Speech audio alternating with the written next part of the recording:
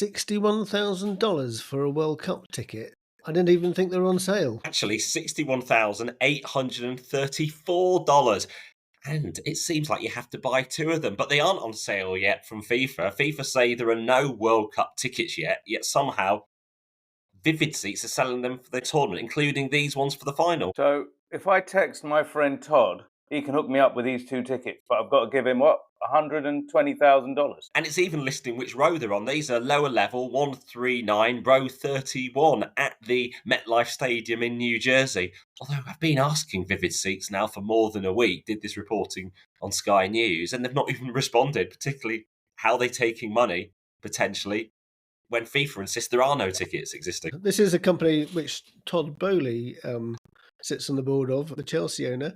So have FIFA explained how these tickets are on sale? No, they've just said be wary. Only go to the official FIFA website, and they're expecting tickets to be on sale in the third quarter, so later this summer. Clearly a big push at the Club World Cup.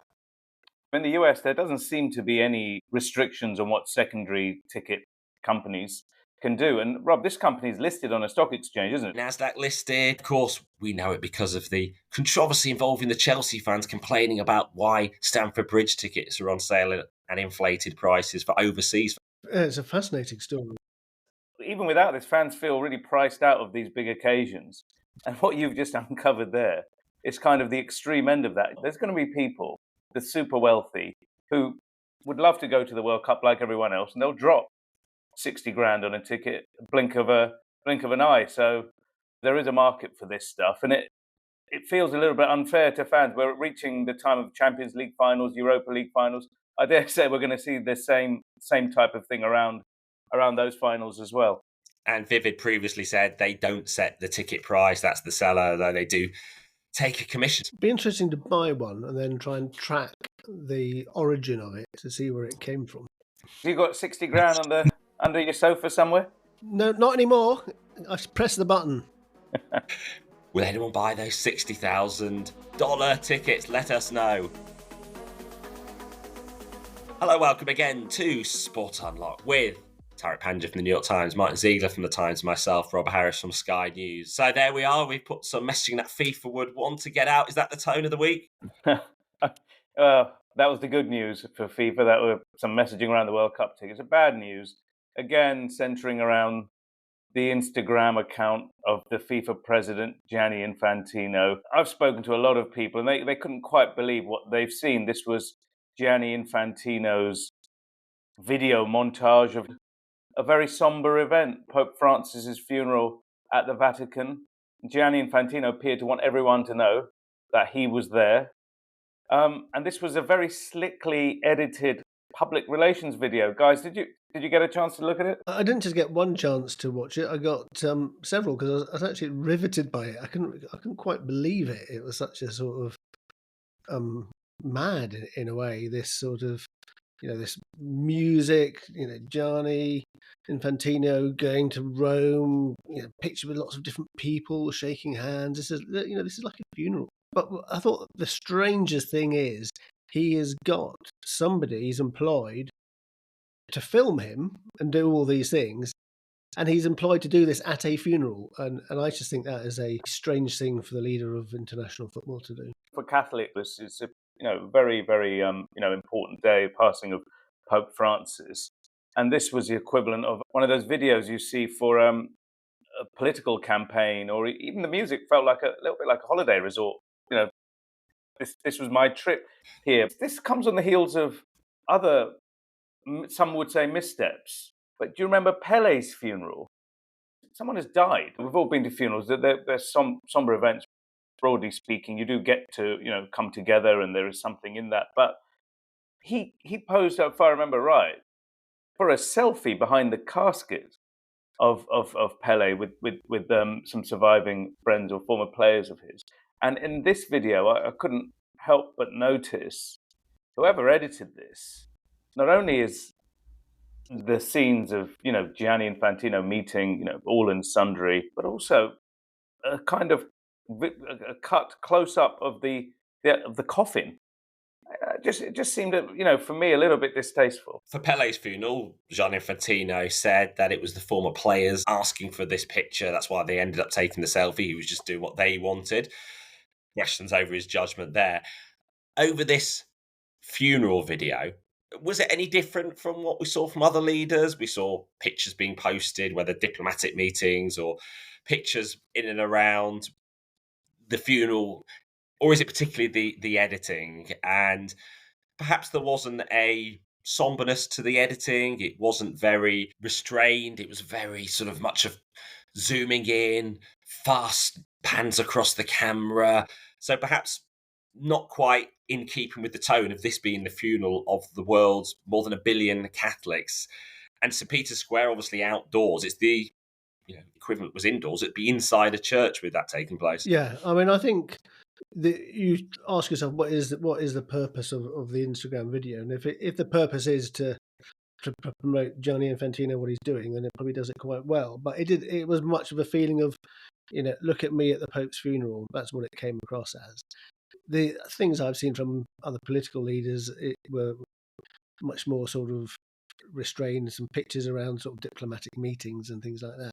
Not a sort of almost sort of showing off at being there. The text of the Insta post talked about when Gianni Infantino last met the Pope. That was in early February, just a week or so before he was taken to hospital. And he said they discussed organising a game for children with FIFA legends. And Infantino writes, I can confirm we will organise it in September. Pope Francis was of the belief that football can truly unite the world, and we will honour his legacy by continuing to work towards that. So clearly pushing the late Pope's footballing credentials here. The self-aggrandizement, I think, is what people would have noticed there.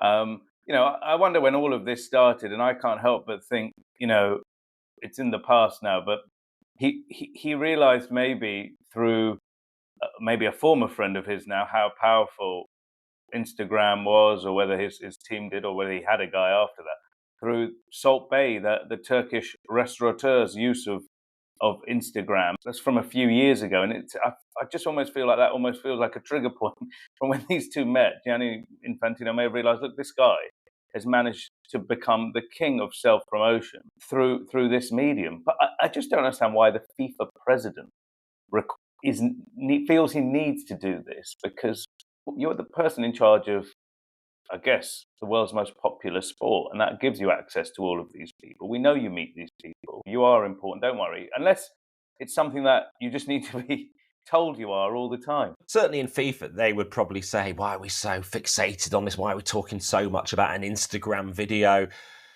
Is it unfair on him?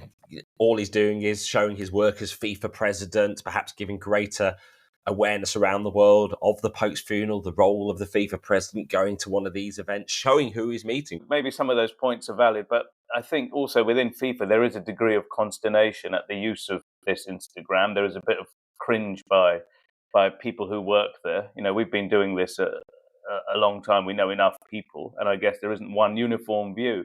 And again, there are human beings in the world, and they see this stuff like we do, and they think, what the hell are you doing?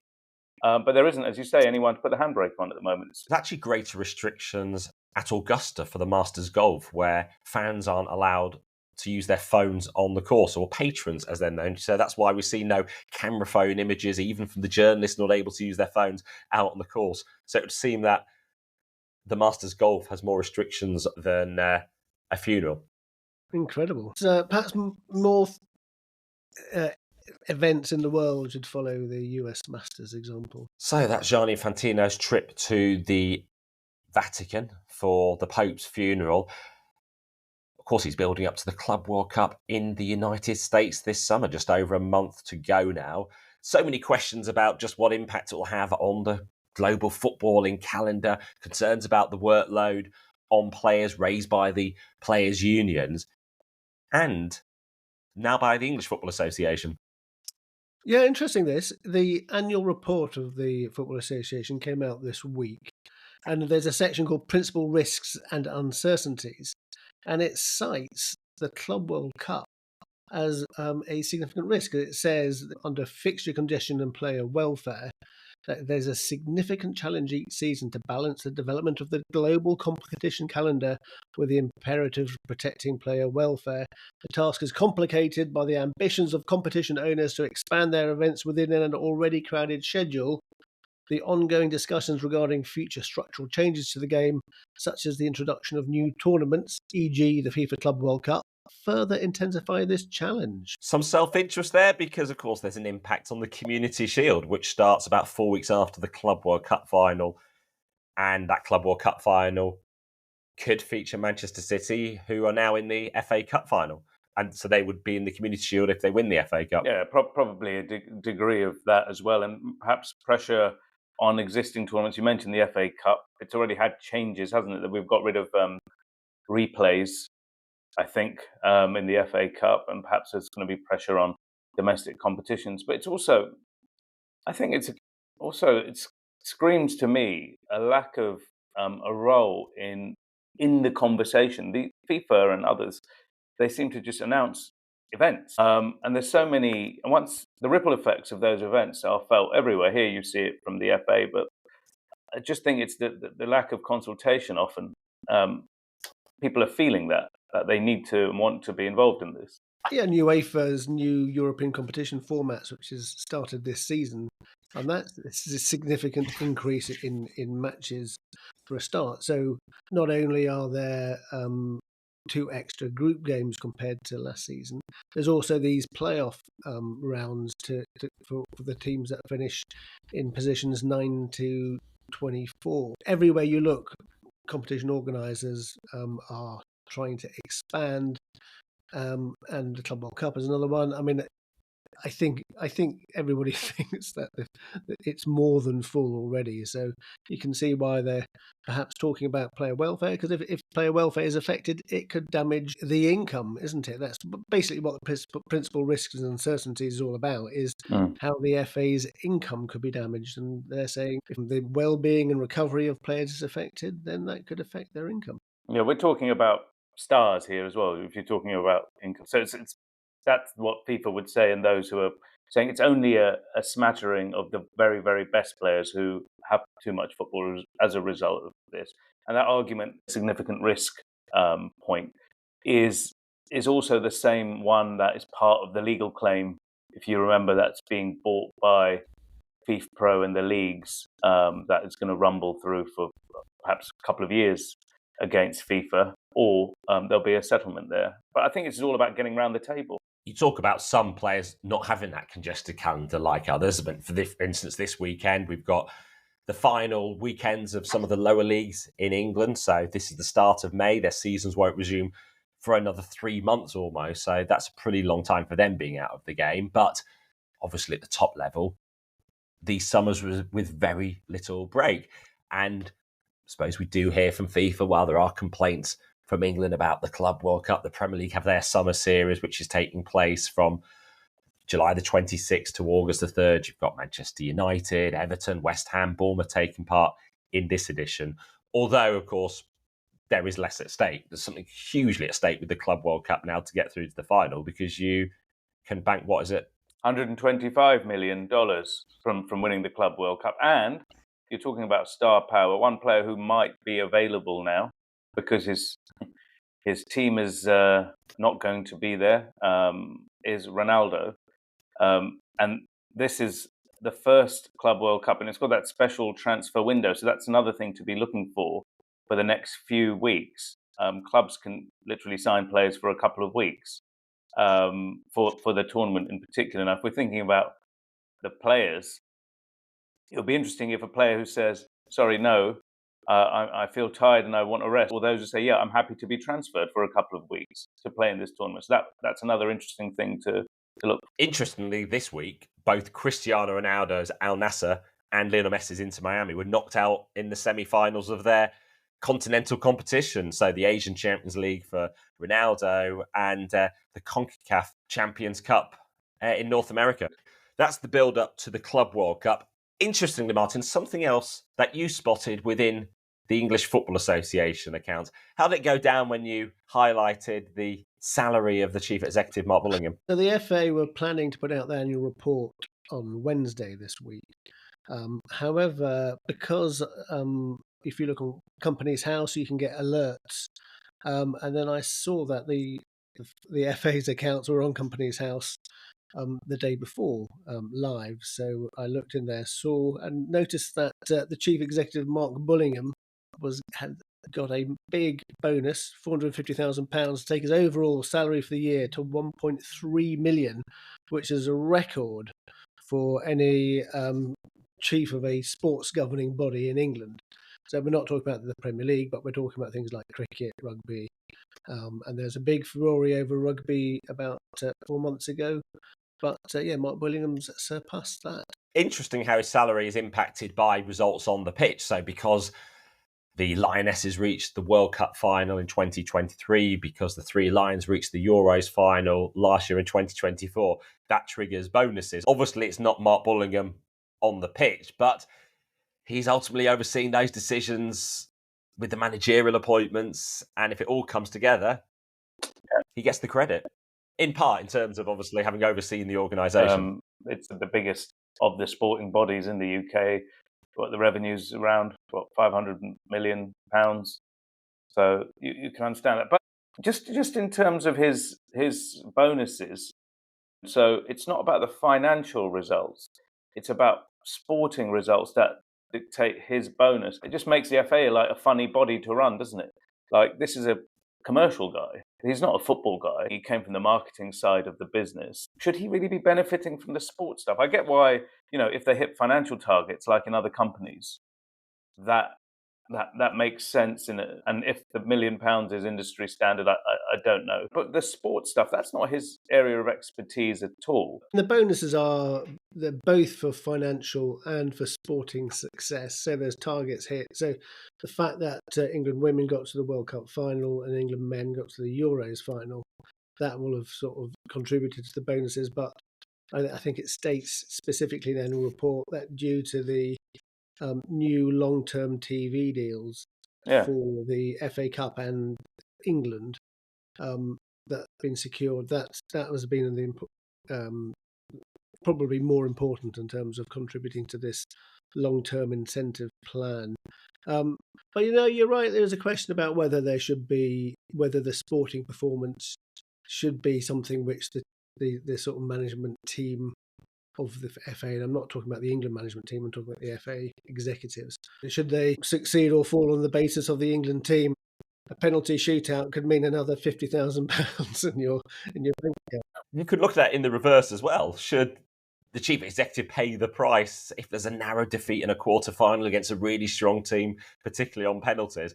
And, ultimately, well, you've missed out on your bonus, even though you might have had great success across the rest of the organisation. It speaks to how football is organised as well. We talked about them being like, event organising companies and,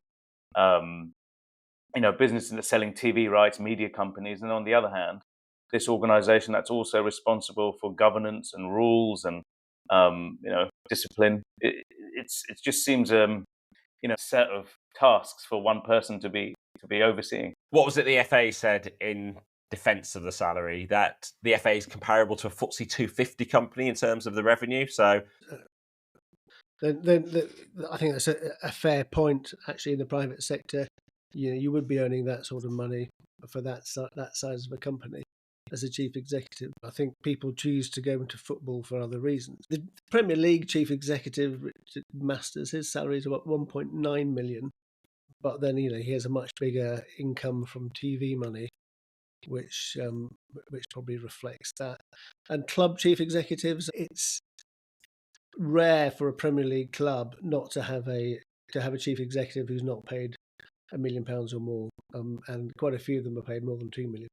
A debate for another day and probably for another podcast, but we've seen, certainly in the Western world, the rate of CEO salaries just explode over the last 15, 20 years at a level that, if you're a member of staff, you're not seeing any of that. The CEO class, somehow they've pulled off this mind trick that they deserve these incredible amounts of salary, and if you're all on it, you can then say what the FA has said. It's the equivalent of another FTSE 250 company. But And sometimes there's the argument there should be a ratio in terms of the top to bottom salary within a company. And that prevents sort of one huge salary for the CEO compared to the lowest paid workers. I've always thought that's a really good idea. There is one notable thing about Mark Bullingham. He's been CEO for 6 years. There was quite a time when there was a revolving door with FA CEOs, constantly changing, some sort of controversy or scandal forced to help perhaps. Yeah, no, he's been there a long time, and it probably almost reflects that. I mean, we're talking about the success on the pitch of the England men's and women's teams, and it certainly helps you if you're the FA chief executive if there's a successful England team or two. His style, I must say, he's the antithesis to who we opened the pod with Gianni Infantino in a way. He's so understated. He just kind of in the background gets the work done. He's not someone looking for all of that attention, and I think that might help with longevity. You remember some of those FA. They shone briefly but brightly in the way with their massive personalities. Bullingham was a very different. Well, a really big decision for Mark Bullingham and his leadership to take this week, banning transgender women from women's football. The Scottish Football Association board also taking a similar decision, all in response to a ruling by the UK Supreme Court more broadly on what is the definition of a woman. It is defined by biological sex. So based on that, if you're a transgender woman, you are biologically a male. So they're interpreting that as believing that they should not be part of women's football. But this updated FA policy coming just weeks after they previously updated their guidelines. Clearly, they weren't expecting the Supreme Court ruling because that said you could continue to play with reduced testosterone, but they could intervene if there were concerns around fairness or safety. Now, there's been a complete ban, and English cricket has followed suit today. So for a transgender woman, you have to either play in a mixed competition or men's competition. So, I mean, for people who support the transgender inclusion, this is a very sad day for other campaigners. We've had Sharon Davis on this podcast before. They see this as a big victory.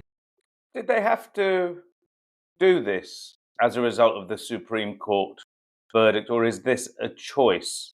That's what I wouldn't mind getting clarification on, please. There was a sense perhaps of fearing legal challenges. So if they didn't introduce this complete blanket ban, that some of the activist groups could challenge the English FA, the Scottish FA, who've made this decision now in court based on the interpretation of the ruling. Yeah, on the grounds that women's football should be for women, and what is a woman? So the Supreme Court's decision is a woman is somebody who was born female.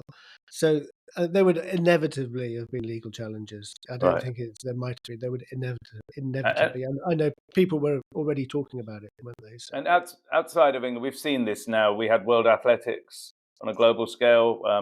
World Aquatics, women's governing body. This is now the direction of travel. Now it feels, we've been talking about this for as long as we've been doing this pod, pretty much.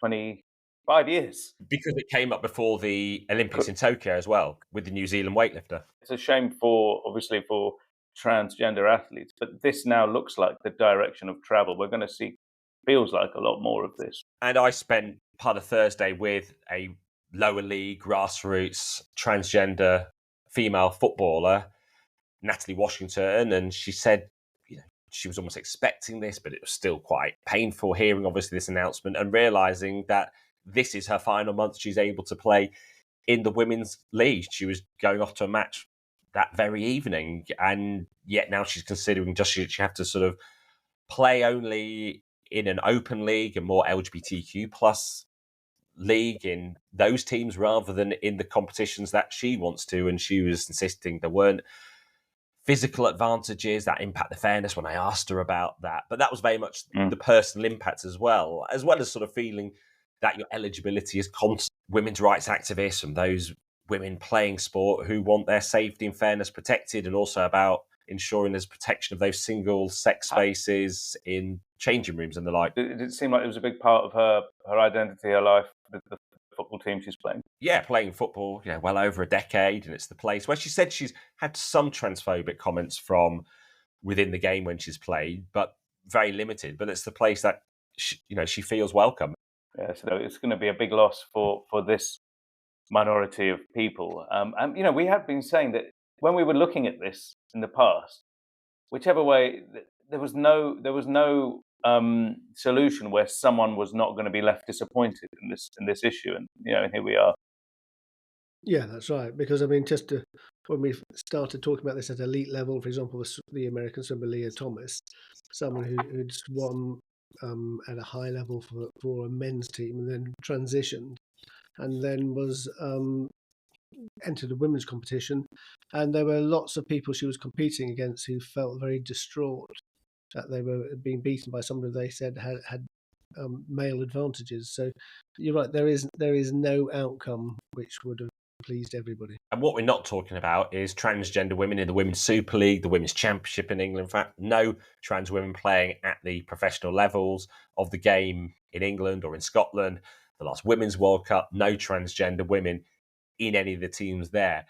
So it's not some prevalent issue across the women's professional game, although it could be seen as the likes of the FA not only getting ahead of any challenges over the Supreme Court ruling, but also a player becoming the focal point of this. If there was to be a transgender woman who wanted to play at the very highest levels, that's suddenly their whole eligibility would be debated. Part of the culture war we're seeing not just in the UK, but all around the world at the moment. The trans issue seems to be a wedge issue. And football, because of its visibility, its popularity, could easily be a focus for a debate around this, which could quite easily turn ugly. The FA did offer help with transgender women moving into refereeing and coaching. That seemed to go down badly with some because it was almost like, oh, you've got no options now to play almost. This is another route. But they did also offer therapy and guidance as well. It's difficult, but I think some sports are having open categories and open competitions, and I imagine that might be something that football looks at in the future. Or whether the men's competition just becomes open so that anyone can play in it. The English and Scottish FAs have been helped by this Supreme Court ruling because they can use that as the reason for introducing this new policy now. But you can see why it's so challenging at a global level for FIFA. It's more than 3 years since they announced their review into gender eligibility, and it's come to no conclusion. They've not responded to any questions this week. They have publicly addressed it. Matthias Grafton, the General Secretary, who talked about it at an IFAB press conference and really setting out the delicate issues they're having to consider. But at some point, this review will have to come to a conclusion, while at the same time probably seeing that while this is seen as a big talking point in the media and amongst some groups in the United States, in Britain, it's probably not something impacting every country around the world in terms of the FIFA membership that's being talked about. Yeah, you're right, Rob. It's when we're in FIFA Congress or meeting other FAs, the subject isn't one that is uniformly discussed or one that is inflaming passions in many of the FIFA member nations. Well, on to some of the other week's news now. And what about Barcelona as they try to reach the Men's Champions League final, having already reached the Women's Champions League final? What about their dealings with UEFA and compliance to the financial rules? We're getting more and more detail from that, aren't we now? Their finances are extremely murky. They've had huge losses. Whether they're FFP compliant feels, up in the air at the moment, where they will be next season. UEFA last year, they said this 267 million sale of assets that President Joan Laporta has been doing to make, if it essentially plate spinning to put Barcelona in profit doesn't count. And then we've had recently, as turn of the year, two players, Dani Olmo, Pau Victor, La Liga saying, sorry, these players, you can't register them. You don't have enough in your cap. But Barcelona are playing these players. They're ploughing ahead with players that maybe they shouldn't have in their team. Now, if you're looking at football, I'm sure all sorts of other teams would love to be fielding teams and players who they can't afford. And now here we go, one game away from the Champions League final and perhaps winning the Spanish league. This feels like a quite a significant moment that isn't really being discussed widely. Barcelona have sought and got an injunction from some type of sports court in Spain that has allowed them to carry on, much to the frustration of La Liga. And it kind of exposes potentially this idea that, look, some clubs are too big to fail. And, Man City have perhaps quite rightly received a lot of criticism for these allegations, which they deny, because it is years, if taken to be true, what it is alleged is years of cheating in order to be successful. Barcelona haven't had any of this kind of attention poured on them. Perhaps they should. What would it look like if the Champions League winner this season maybe shouldn't have been in the tournament in the final and is facing all of these accusations? Yeah, it's certainly a challenge for the reputation of Spanish and European football. I mean, it does look like a financial basket case.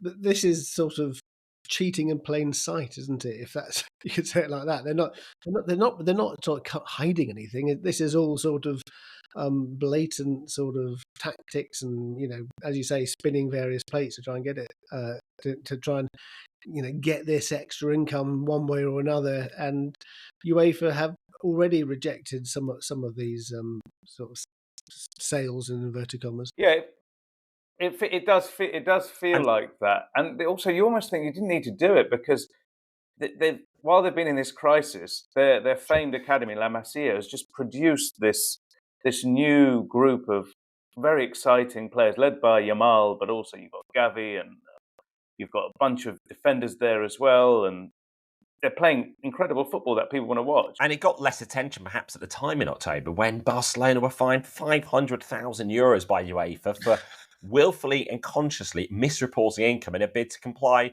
with the rules.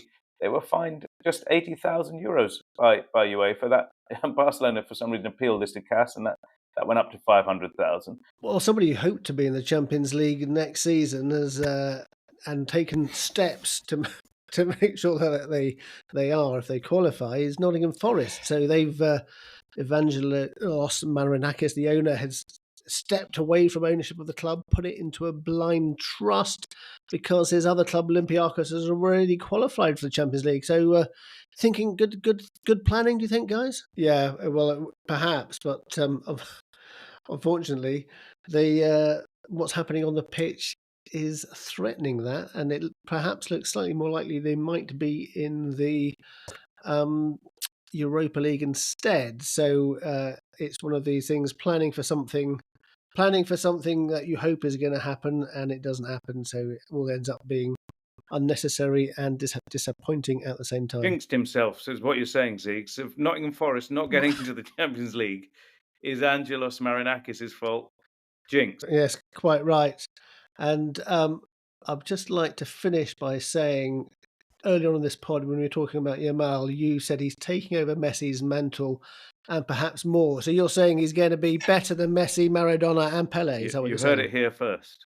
I was very excited. That's all I'm saying. Maybe you heard it here first, Zeke, or maybe I perhaps just got really excited by that performance. It was just so thrilling to see him. No fear, having a laugh, and just playing incredibly well. That poor left back. He had to leave. I think one of the commentators said he'd need a ticket to get back in. And while we're clarifying points, one from last week's pod, some listener feedback, and it was from Jonathan Crane, who's out in Germany, and he said, "Love the pod. But as a Nottingham Forest fan, the Pope dying was a lucky omen for Forest in the 1978-79 season, not Liverpool." Now, it is a correction of sorts because tragically, 1978 was the year of two popes dying, and we had Paul VI dying on August the 6th, and then John Paul I dying on September the 28th. Now, his death was in the 1978-79 season, which ended with Nottingham Forest winning the European Cup in 1979. But the European Cup actually started on August the 15th. And with Paul VI dying on August the 6th, that was before that season started. So do we still align that with Liverpool winning it in the May of 1978 at Wembley. Always welcome your feedback, particularly any corrections. sportunlockedpod@gmail.com, @sportunlocked on all the social platforms. And you can now watch us on YouTube as well if we get around to the edit. But for now, thank you for listening. Goodbye.